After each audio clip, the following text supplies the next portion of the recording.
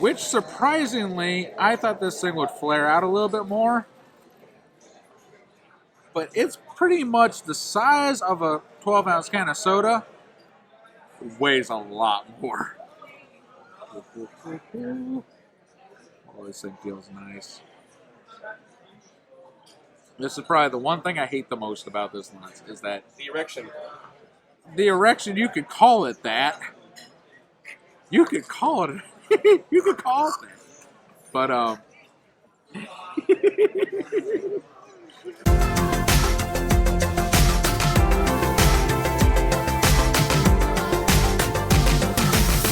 What's up, guys? If you saw that video clip, you know that this week I've done some pretty fun things. I gotta say, I got together with two really awesome creators, not to get ahead of myself that much, but it was really fun. But if you're new here, my name is Paul, and I run a channel that inspires other creators that your future is whatever you make it, through gear reviews, tutorials, and vlogs, and who knows, that might be changing this year. I might be niching down after our conversation last week. Today's video, we're gonna be going over the 16-55 lens and just show you a quick unboxing of that in like a very non-professional atmosphere, because I don't have it anymore. It's in Brad's hands, but as you can see in the video, we were goofing around, had some fun out at a restaurant, and we're gonna do a little, I'm gonna kind of do a little talking head over that video just to kind of give you some perspective, because we were crazy that night. So to give you a little bit of backstory of last week, I got together with Brad. He is a truck driver, a content creator on the go. He has not yet launched his channel like fully. He hasn't been posting regularly, but that is his goal this year for 2020. He is going to get regular content up. We're in the driver's seat here. All right. It's a nice little big cozy home. What do you think about that, huh? He's very inspired to have 3 channels, but his main channel, I will post a link up here in the corner. Go check him out, show him some love, even though I'm not sure if he has a video up yet. Just go to his channel, show him some love. I think he's got like 2 old videos. That's not what his current content will fully be, but just imagine like a trucker on the road with like a crazy video setup. He showed me the back of his truck bed, and it's pretty cool to be able to set up like mobile lights inside a semi-truck. That's not something you see every day. Go show him some love, and maybe he might have a video up by this point. We met up with Ken from the original Dobo, and if you do not know who that guy's channel is, stop right now, boom, go check it out. You just got one of those. I did. He's got some fantastic content about drones, and he has a lot of good positive insight with camera gear, and really knowledgeable on the real estate side. And I believe, if I don't get too ahead of myself, he might be moving more in that direction of doing more videos that are related to the real estate side to help other content creators out. So if you've seen one of my previous videos, one of the ways that you can buy your gear and pay for your gear and continue to afford to use your expensive gear is to get side work and client work, and real estate is actually a really fun side work for me. I love doing real estate stuff on the side. It's been really fun, and talking with Ken, he's super knowledgeable. I'm gonna learn a lot just by getting to chat with him and meet and ask him a few questions. So check out his channel. He's a super knowledgeable and very nice dude. Just don't be a douchebag in his comments, because man, he's got some terrible people commenting on this video. 3 of us got to chat a lot and just chat about gear and talk about it and feast like kings over a lot of pizza and flatbreads and chips and beer. I didn't partake in that. I don't know why.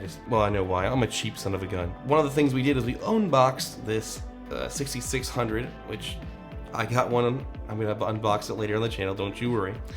And we've unboxed the 16-55. Now, in my opinion, I use the 16-55 at camera camp, and I'll try to throw some B-roll of that in here. But it is a fantastic lens, and that setup with the A6000 series cameras, the APS-C line, is just a fantastic lens. If you could only buy one lens, I would suggest that. It's time to open some new goodies. The only lens that my A6600 will ever need. A 16-55 G.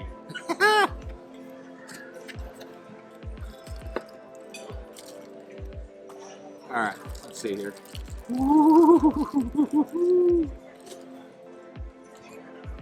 Alright, well, Sony could get a little bit better with the casing. This doesn't feel like amazing leather. That's not really what we care about. We care about this sucker. Which, surprisingly, I thought this thing would flare out a little bit more. But it's pretty much the size of a 12-ounce can of soda. Weighs a lot more. Oh, this thing feels nice. This is probably the one thing I hate the most about this lens, is that The erection. the erection, you could call it that. You could call it. You could call it. Wow, But you were pretty inappropriate right there, and I think I didn't even have anything to drink either. Amazing. Let me feel it. Can I feel your erection? Ooh, he wants. This is not. How many drinks have you had, It's buddy? not as Two. It's not as Two, spackled of a coating that It's Canons use. Canons use more of an industrial coating on their L glass, So but it's just a little feels heavier. nice. It's just a little heavier than the 135. It's nice though. let's see here. All right, it's a pedal hood. No OIS though. Yep. Sort of a bummer. That is a bummer. That is a bummer. But I don't know. I wonder if this is worth $1,300 though. Yeah. It's very much worth it.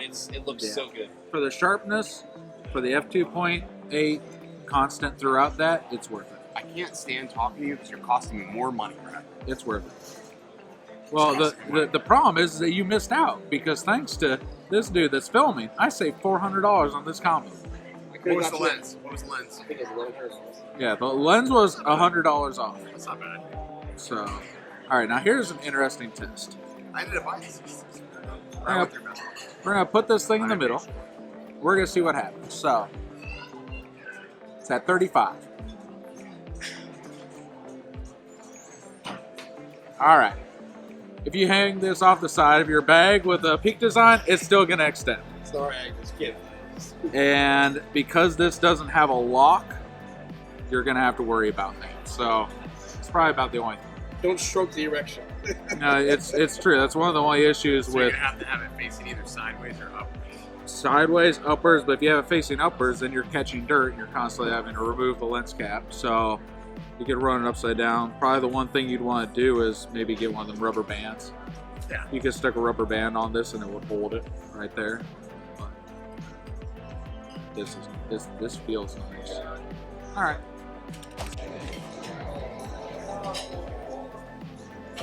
Yeah, she's made it now. Now, there's a few things to note about this lens. Is yeah, it's fairly heavy. So you get it out of the box and you're like, wow, this thing is a tank. Yeah, it looks great and it's a little bit heavy. That's one thing to note. It is a fairly heavy lens, so it's gonna make your portable A6600 or A6400 or a whatever 6000 series camera feel a little bit more heavy and beefy, kind of front heavy, because that lens is a beast. So that is one thing to note. It's not like super terrible. It's not like you couldn't carry it around all the time. But if you're used to all these APS-C lenses that are primes and all that stuff, this is a zoom lens and it's a beefy zoom lens. So it's gonna be a little front heavy for you. So if you're traveling a lot and you're trying to keep it light or compact, probably not the lens for you. You probably want to go with some of the Sigma primes, or the kit lens that's 16-55 is it's not a super sharp lens. It's not like amazing, but it does get the job done. It's pretty impressive for the size, and if you want to keep that A series camera compact, that's the way to go. But we're talking about the 16-55 2.8, and this thing is gorgeous, pure gorgeousness. So that's my video for today. I really hope you enjoyed this. It was a little bit different, kind of talking head over mixed in with the footage from the other night. I really hope you enjoyed it. If you're looking in the market for that lens, It's a fantastic lens. Don't be hesitant to buy it if it's something that is in your price range and is like the focal range you're looking for, because it's a really great lens. There'll be more content coming on this channel focusing on the A7 III and the A6600, because I just picked up my own A6600. It's like a cute little box. I was used to the A7 III box, and I can like one-hand this one with no problem. There'll be more videos coming for that. I'm gonna do an unboxing video of the 6600, so you stay tuned for that. I'm trying to make this channel mainly about encouraging you that your future is whatever you make it. It doesn't really rely too much on gear. Ironically, I'll do a lot of gear tutorials on this channel specifically with my A7 III and my A6600. I don't see myself changing out cameras constantly, because I don't believe that you need to do that as a creator. You just need to find something that works for you and use it. So, I might talk about other cameras, but at the end of the day, I want to show you guys what works for me and encourage you that just to go out there and create with no matter what you have. So if you like what you see here, please subscribe. I am looking to grow my channel in 2020 significantly, so your support is greatly appreciated. Comment below, like, subscribe, do all the fun YouTubey things, and I will see you in the future. Alright, so now this is... Sony changed this.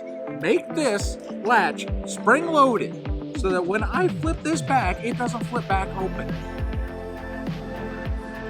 Same irritation when I open the 6400 up.